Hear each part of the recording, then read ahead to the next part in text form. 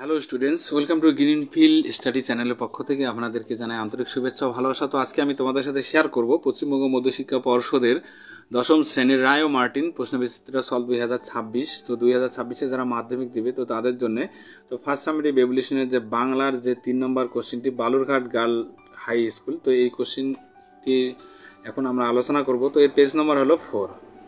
তো যারা চ্যানেলটিতে নতুন আছো তো এরকম ভিডিও পেতে গেলে অবশ্যই চ্যানেলটিকে সাবস্ক্রাইব করো এবং বন্ধুদের মধ্যে শেয়ার করো।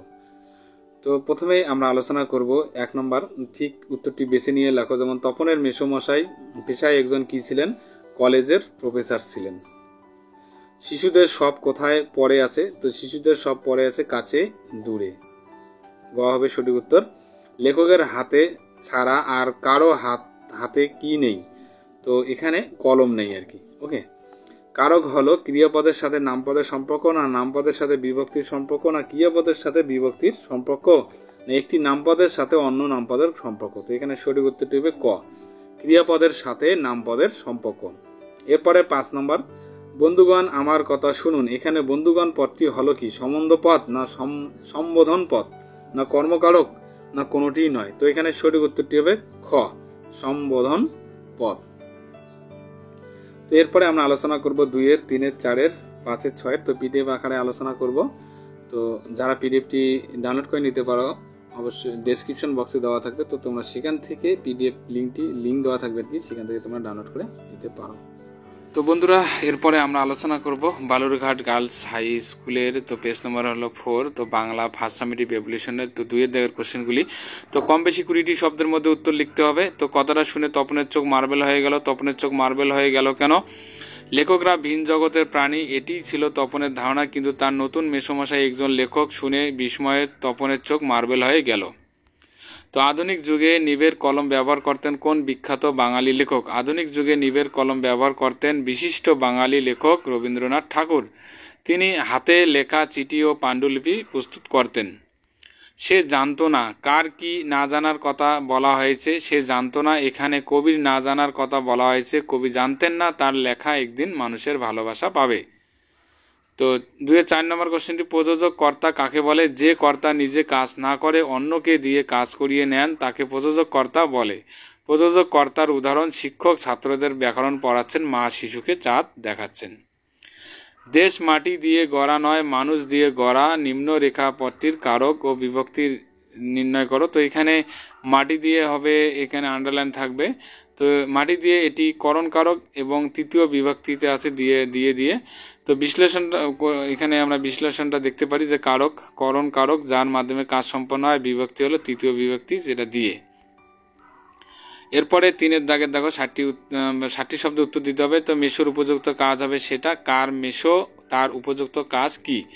তো এখানে তপনের মেশো আশা পূর্ণা দেবীর জ্ঞানচক্ষু গল্প থেকে আলোচ্য অংশটি নেওয়া হয়েছে। তপনের লেখা গল্প পত্রিকায় ছাপানোর ব্যবস্থা করে দিলে সেটা ছোট মেশোর উপযুক্ত কাজ হবে।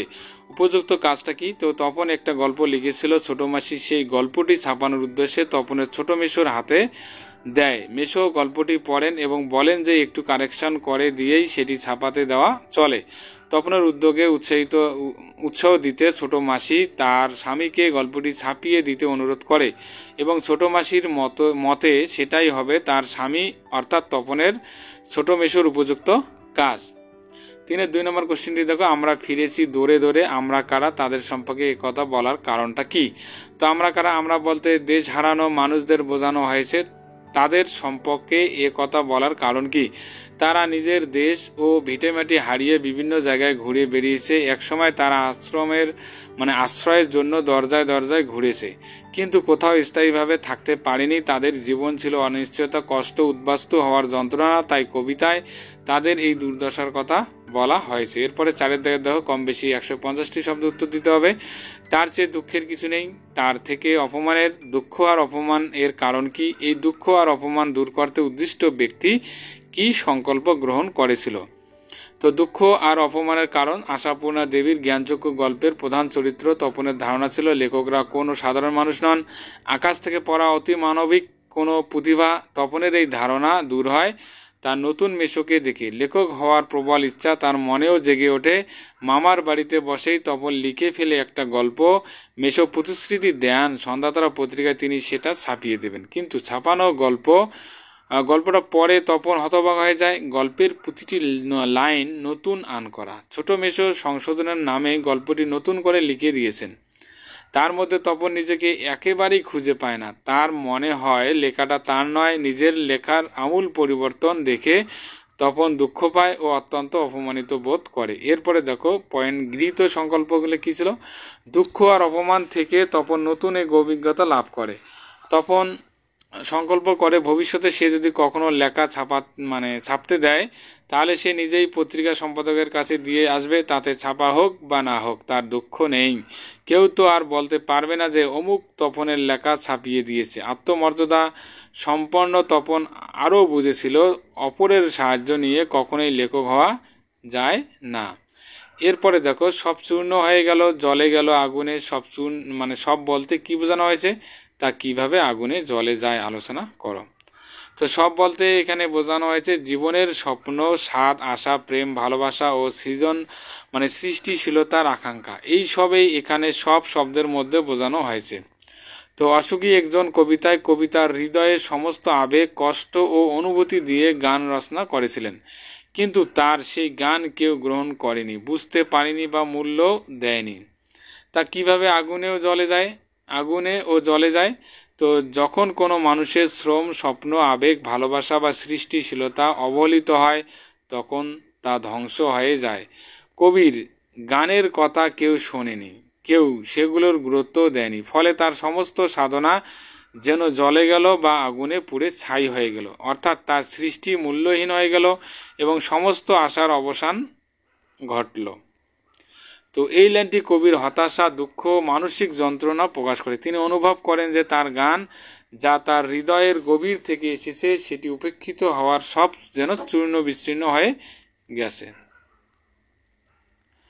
তো এরপরে কম বেশি 150টি শব্দের যে কোনো একটি প্রশ্নের উত্তর দিতে হবে। মোগল দরবারে একদিন তাদের কত না খাতির, কত না সম্মান, তাদের বলতে কাদের কথা বলা হয়েছে, তাদের খাতির ও সম্মানের পরিচয় দাও। তো হারিয়ে যাওয়া কালি কলম প্রবন্ধে উদ্ধৃত অংশে তাদের বলতে ওস্তাদ কলমবাজদের বোঝানো হয়েছে। পারিভাষিক শব্দে এদের বলে ক্যালিগ্রাফিস্ট বা লিপি কুশলী। যারা ওস্তাদ কলমবাজ তাদের স্থান ইতিহাসে পাকা। মোগল দরবারে তাদের প্রচুর খাতির ও সম্মান ছিল। শুধু মোগল দরবারে নয়, পৃথিবীর সর্বত্রই তাদের কদর ছিল। এমনকি বাংলাদেশেও রাজা, জমিদাররা লিপি কুশলীদের গুণের কদর করতেন। তাদের ভরণ পোষণের ব্যবস্থাও করা হতো। সাধারণ গৃহস্থরা এই লিপিকরদের ডেকে পুঁথি নকল করাতেন। আজও যেসব পুঁথি দেখলে চোখ জুড়িয়ে যায়। সংস্কৃতে যাকে বলে সমানি, সম, শীর্ষানি, ঘনানি, বিড়লানি, অর্থাৎ সব অক্ষর সমান, প্রতিটা ছাত্র শৃঙ্খল ও পরিচ্ছন্ন। এইসব লিপিকরদের হস্তকর ছিল মুক্তোর মতো, অথচ এদের রোজগার ছিল সামান্যই। অষ্টাদশ শতকে এক লিপি কৌশলী 4 গুণ রামায়ণ কপি করে নগদ 60 টাকা, কিছু কাপড় আর মিঠাই সাম্মানিক হিসাবে পেয়েছিলেন। অর্থাৎ সে সময় এদের উপার্জন কম হলেও গুণের সমাদর ছিল। এরপরে 6 দেখো, 6 1 নম্বর কোশ্চেন, ঘাটে থই থই ভিড়। কোন ঘাটে থই থই ভিড়? ভিড়ের কারণ কি? এই ভিড়ের বর্ণনা দাও। তো কোনি গল্পে গঙ্গার ঘাটে থই থই ভিড় দেখা যায়। বিশেষ করে যেখান থেকে সাঁতার প্রতিযোগিতা শুরু হবে, সেই ঘাটে মানুষের উপচে পড়া ভিড় জমে। তো ভিড়ের কারণটা কি? তো ভিড়ের প্রধান কারণ হলো সাঁতার প্রতিযোগিতা। এই প্রতিযোগিতায় অনেক প্রতিযোগী অংশ নিচ্ছে এবং কোনি অন্যতম প্রতিযোগী হিসাবে লড়াই করছে। সাঁতার প্রেমী মানুষ, প্রতিযোগীদের আত্মীয় পরিজন এবং সাধারণ দর্শকরা এই প্রতিযোগিতা দেখার জন্য ভিড় জমিয়েছে। তো এই ভিড়ে বর্ণনা দাও। তো ঘাটের চারপাশে হাজার হাজার মানুষ দাঁড়িয়ে আছে। কেউ জলে নেমে প্রতিযোগীদের উৎসাহিত দিচ্ছে, কেউ উপরে দাঁড়িয়ে হাততালি দিচ্ছে। প্রতিযোগী শুরু হতেই দর্শকদের উল্লাসে গঙ্গার বাতাস মুখর হয়ে ওঠে। সবাই একনিষ্ঠ দৃষ্টি রেখে প্রতিযোগিতার প্রতিটা মুহূর্ত উপভোগ করছে। তারা অপেক্ষা করেছে কে বিজয়ী হবে। বিশেষ করে কোনি যেহেতু একজন মেয়ে শিক্ষার্থী ও পরিশ্রমী সাঁতারু, তার জয় পরাজয় নিয়ে উত্তেজনা আরও বেশি।